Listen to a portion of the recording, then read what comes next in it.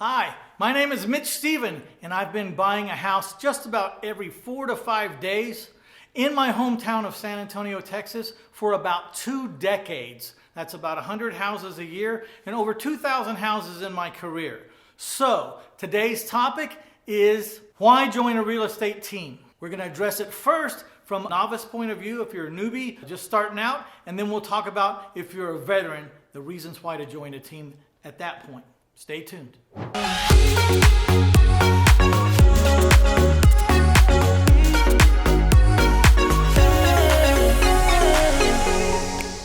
In my career, I've had a lot of experience in the real estate investing business. And if I could go back and correct some of the things I regret right now, the first thing I'd do is I would go team up with smarter, better, faster, more intelligent person than I was at the time immediately. I took too long to team up. I stayed out there by myself. So in this episode, we're going to learn how to find the right team, how to earn while you learn, the problem with going on your own, and why synergy, network, and brain consortium are so important in the partnership. Also, if you stay with me to the end, I'm going to give you something free that I'm sure you're going to appreciate very much. So stick with us. If you're like most of us, you're starting out or you started out as a one-man show. And through that process, you likely got overwhelmed. The number one reason to join a team, whether you're a newbie or a veteran investor, is to lighten that load and to start doing what you do best and then letting others take that other stuff away from you. And they're probably going to do it better than you anyways, because after all, we can't do everything good. So let's start by talking about, if you're a newbie, why should you join a real estate team?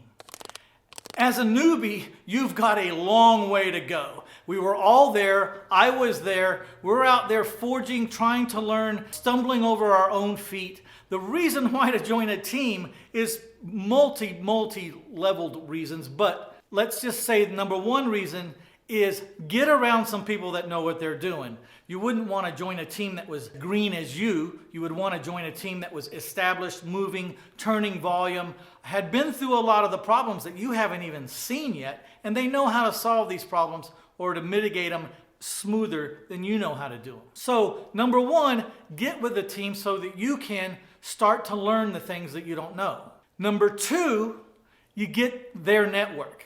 You'll start meeting people that you probably never would have met in your lifetime. And it's going to come rapid. They might have spent weeks, months, years developing relationships that you're going to walk right into. So networking's number two. Now, if you're a veteran investor, probably what's going to happen to you eventually is you are going to get overwhelmed and burned out, as I mentioned previously. And this is a great time to start looking around and going through your resources and checking out all the people that you've met out in the field, even your competitors, and say, is there a person or a team out there that I can join up with so that we could attempt to address the formula whereby 1 + 1 = 4. It happens all the time. It happens to me. The best relationships, let's face it, if 1 + 1 still equals 1 or 1 + 1 only equals 2, then maybe it's not the best relationship. We're looking for a relationship where your expertise and your energy plus this other person's expertise and energy or team's expertise and energy, 1 + 1 = 4 or 5 or 6. This is the right partnership or the right team to join. All right, I'd like to take a moment here to sincerely thank you for taking the time and listening to these episodes.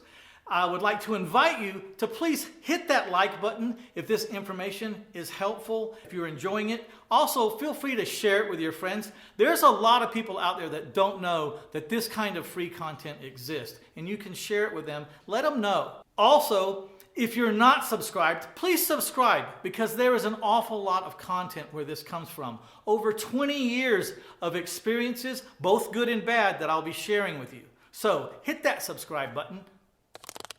On the topic of earn while you learn, man, there's a lot to be said for that. You know, a lot of people go to college and don't make any money for 4 years or 5 years or 6 years or 7 years in some cases. And they're just constantly putting out money, racking up debt, and it's just a daunting place to be. One thing I loved about the real estate investing industry was there was a chance for me to earn while I learned. Literally, I could go out and be getting paid to become an expert at something that little did I know was going to be worth millions and millions and millions of dollars to me in my career. So don't underestimate that earn while you learn. If you're a real novice, you have a better chance of earning if you'll stand next to somebody who knows how it's done. And by finding the right team, you can get in that position to earn while you learn. And the interns that I've hired, they're making $50,000, $60,000, $70,000. One's going to make $100,000 in their second year. Imagine going to college and being able to make $100,000 while you're attending. It's unheard of. So earn while you learn is a big deal. So here's the point of this whole episode, really. If you're going to go on your own, you're going to have to create a team from scratch. It's just easier to tap into an already existing team if you can find a team that you fit in and that you all mesh good together. If you can shortcut the whole team building process. I have a team. Unfortunately, I had to build that team myself. Very painful, took a long time. I made a lot of mistakes. It took years to get this team in shape. I could have maybe tapped into another team, and while I wouldn't own the company myself, I would probably make just as much money and eventually get into a passive income situation with those partners or team members. Because even the interns at my shop, I know that if I don't give them a way to grow legacy wealth or passive income eventually in their career, that they'll leave and go on their own. So I have a program in my team and in my company where when a person's been with us 4 to 5 years, depending on their volume, and of course, if they've been with us for 4 or 5 years, it is a match, because if they didn't match, they would never last that long, that we offer them a partnership in a way to be partners in passive income cash flow properties going forward. And this builds stability. This stops people from moving in and out of my life, moving in and out of the company's life, and we all start to form a bond, and we all start to know each other's role very particularly.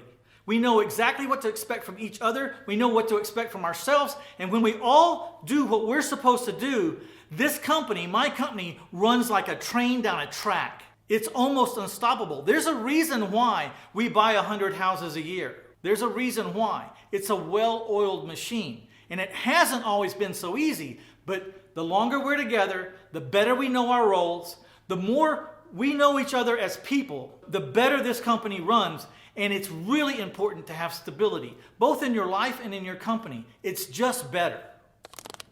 When it comes to synergy, network, and brain consortium, it's really not something you have to think about a lot. You can be in a room by yourself trying to meet your income goals, or you can be in a room with 5 or 6 or 7 other people trying to reach some income goals. There's no doubt that the synergy and the combined networking and the brain consortium of everybody in one room is much more powerful than you by yourself. I find that when I'm working by myself, my worlds get small fast. I find that when I work by myself, I'm not performing to the highest of my ability because there's no expectations from me from anybody else. If I want to slow down that day, I can just slow down because I'm not going to be disappointing anybody. But when I'm working with a team, I've got to keep up. I want to fulfill my responsibilities to them and the team. Or I may want to exceed what they expect and, show what a great worker and what a smart guy and what a thoughtful worker I am. So I'm always pushing myself in the crowd. There's a reason why world records are broken running against other people. World records would be very hard to break if you were just running or competing against yourself. You have to be pushed by the competition or your teammates. All right, I hope you liked that episode. I want to deliver on that promise I made at the beginning of this episode. I'm going to give you free a copy of my book, My Life in 1,000 Houses, Failing Forward to Financial Freedom. Now, I'm going to send the hard copy, this book right here, about 400 pages, okay? I'm going to send it to you for free. All that I ask is that you pay the $7 shipping and handling because I have no idea how many of these books are going to be sent out, and I didn't want to commit to maybe $1 million shipping fee problem in my wildest dreams, of course. Okay, check out this book. It's a story about how a dummy, right here, figured out how to buy 100 houses a year for over 2 decades. And it's a lot of falling down, hence the title, Failing Forward to Financial Freedom. And it's a lot of getting back up. Falling down, getting back up, dusting myself off and saying, wow, that didn't feel good. How do I stop that from happening? And this is my thought process as I moved from failure to failure to failure and started to morph, and the success started showing up. Check it out.